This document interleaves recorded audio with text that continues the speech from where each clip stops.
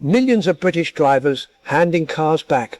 There's a 2-year-old BMW on a transporter outside a dealership in Huddersfield, and the bloke watching is the bloke who signed for it. Nothing's wrong with it, not a scratch, 12,000 miles, still smells new, and the shortfall on it runs to 4 figures. The owner watches from the curb, tea going cold, going back where, exactly? You cannot hand a car back to a dealer like a kettle. What's actually happening has a proper name, and the trade-watched customers learn it expensively for years. I'll show you the finance trap, the halfway calculation, and the legal get-out that has been sitting in the paperwork since 1974. I'm Hartley. 20 years selling and financing cars, 18 years fixing them, and I don't sell you anything. Tell me in the comments where you're watching from, mid-deal, near the end of one, or just nosy about your neighbour's transporter. The 1 in 5 figure sits at the end, and I'll tell you now, it's the one the finance man never had to say out loud on his own forecourt. Start with one idea, because every bad car decision I've ever watched came from not knowing it. Picture 2 arrows on a whiteboard. The top arrow is the debt, and it slides down gently, month after month, at whatever pace the agreement set on day 1. But here's the problem.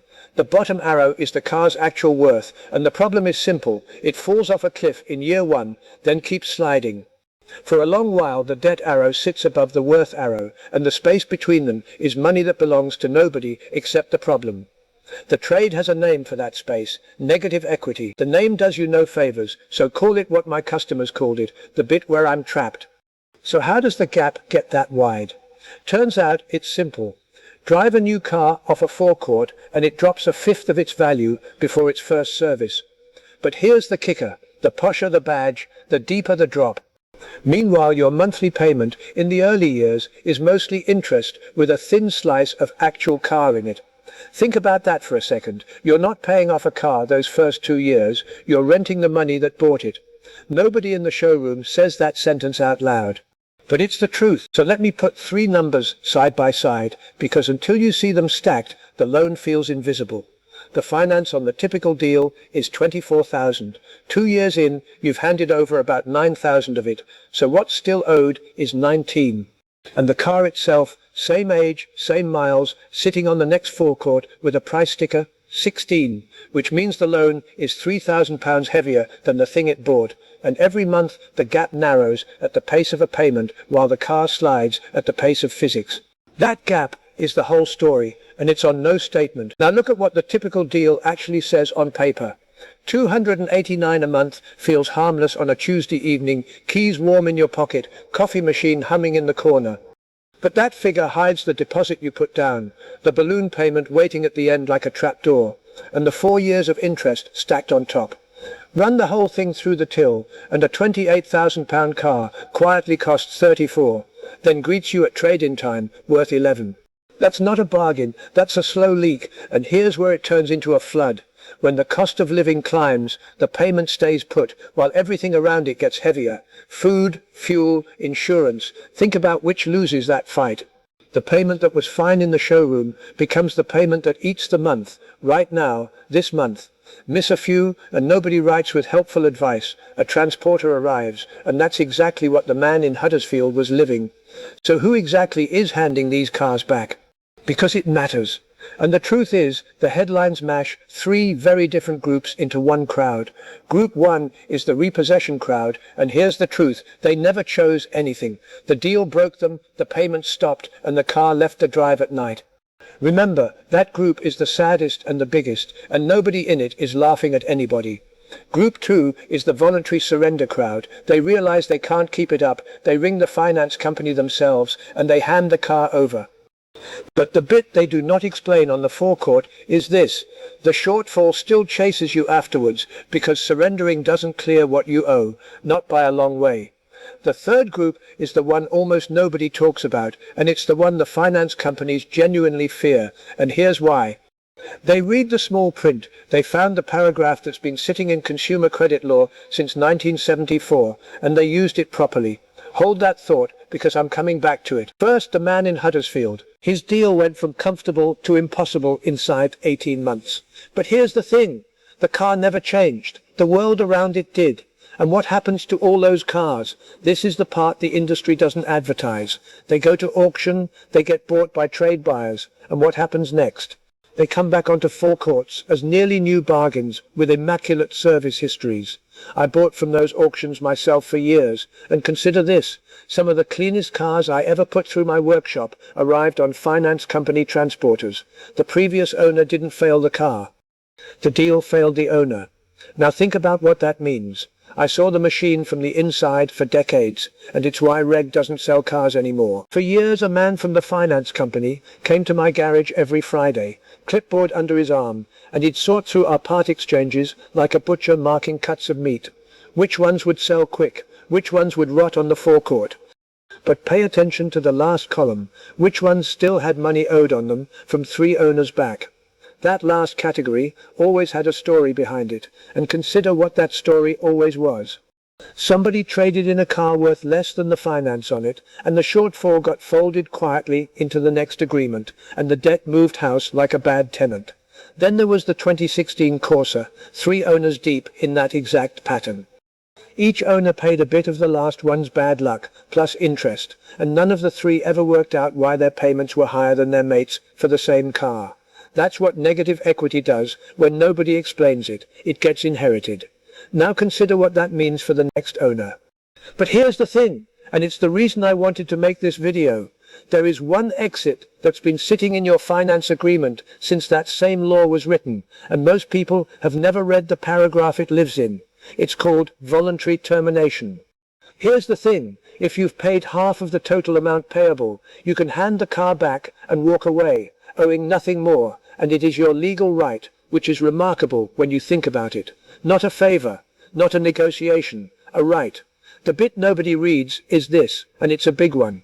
The halfway mark counts the whole agreement, balloon, fees, interest and all, not half the car's value and not half the month's. Remember this sum, because it's the whole game. Work out your total amount payable, half it, subtract what you've paid, including the deposit, and whatever's left is the cost of your exit. And for some people, the plain fact is that number is smaller than 2 more months of payments. I had a customer from Bryhouse, between Halifax and Leeds, who did exactly this. She'd been frightened of the finance company for 2 years. Was there any need? Convinced they'd take her to court. But what happened when she finally rang them? The letter that came back was 4 lines long and said, in effect, fair enough, the car will be collected Tuesday. That's it. That's the whole drama. Now the finance companies don't love this right, and some will try a bit of theatre on the phone, a chat about wear and tear or mileage, because they can charge for going over the contracted miles. But the right itself is solid, and knowing it changes what you're willing to sign in the first place. Now let's get concrete, with the sort of sums I'd do on the back of a job card. Say the total amount payable on your deal is £24,000. Here's how the maths runs. Half of that is 12,000. You put 2,000 down as a deposit, and you've been paying 300 a month for 2 years. Work that out. 300 by 24 months, 7,200. But add the deposit, and you've paid 9,200 towards the halfway mark. So the cost of walking away is the gap, about 2,800, plus any mileage or damage charges.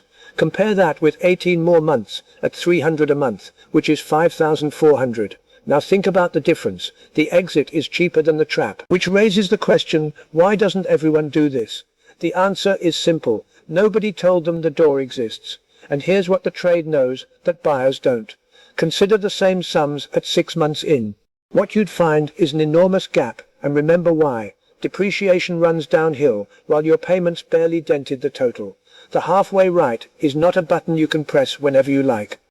But here's the thing, it works like a door that opens on a schedule, and if you don't know the schedule, you'll miss the door and pay for the wall instead. Consider that for a second. So, the number I promised at the start. Now, I'm not telling you to hand your car back.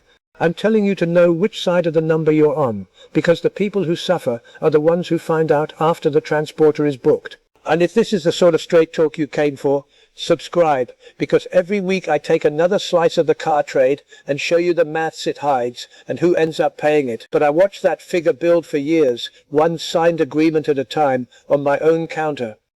Roughly 1 in 5 new car buyers in Britain is now in negative equity before the deal is 2 years old. Now think about that ratio, 1 in 5. That's not a statistic, that's the queue outside a showroom. That's your neighbour, your nephew, the bloke 2 doors down, with the car that's too clean for his driveway. The finance industry knows the number, so why doesn't the person signing? Because the only letter that tells you is the one nobody sends. And the truth is, most of them did nothing wrong. They bought the car they were shown, on the terms they were read, and the print did the rest. Consider what that looks like on a single street, 20 houses, 4 of them underwater on the drive, and the plain fact is, not one of the 4 knows it yet. The only letter that tells you what your car is worth versus what you owe is the one nobody sends until you ask. So what do you actually do with all this? 3 things, and none of them cost a penny. First, before you sign anything, ask for the total amount payable, in writing, and look at that number instead of the monthly one. This is the bit I repeated to every customer who ever brought paperwork to my counter. The monthly number is the hook, the total is the bill. If the salesman steers you back to the monthly figure, and they all do, that's not manners, that's method. Second, and remember this one, work out your halfway point the day you drive home and write it on the agreement itself, because in 2 years you'll want that number and you won't want to ring anyone for it. Third, and this is the one I'd underline twice, if you're already underwater and the payment is eating you, get the voluntary termination maths done before you miss anything, not after. Your position is always strongest before the first missed payment, never after it. And let me say the quiet part, because someone has to. The old car on your drive, the one you're thinking of replacing, might be the cheapest car you'll ever own, a car that's paid for, that you know, that's passed every test for years. Consider what that's actually worth, more than the trade-in screen admits. I've kept cars a decade past when the internet said to sell, and every one of them saved me the price of a deposit on a new trap. But here's the thing about the quiet truth. The cheapest car in Britain is the one already sitting on your drive with nothing owed on it. Owning the last car instead of financing the next one isn't being stuck. It's a remarkable kind of free. That is a freedom worth keeping. And if you're wondering whether your old car is one of the good ones, that's the series I'm building here, model by model. So stick around, because next week I'm covering the ones that never die, and the ones that die expensively. So here's my ask. Below this video, confess your number. But remember, everybody has one they never say out loud. The monthly figure, the months on the agreement, and knowing what you know now, would you sign it again? And if a car of yours has ever gone back on a transporter, tell me how that phone call went, because those stories teach the rest of us more than any statistic I could quote. Every comment gets read, and remember, the best ones shape what I cover next. And next time, the big one I've been circling for weeks, balloon payments, the final payment that looks like an exit and behaves like a trap door. I'll show you exactly what that last number really costs and whose pocket it lands in, because here's a hint, it isn't yours. Look after what's on your drive, and let the rust decide when it's finished, not the finance man. Reg will see you in the next one.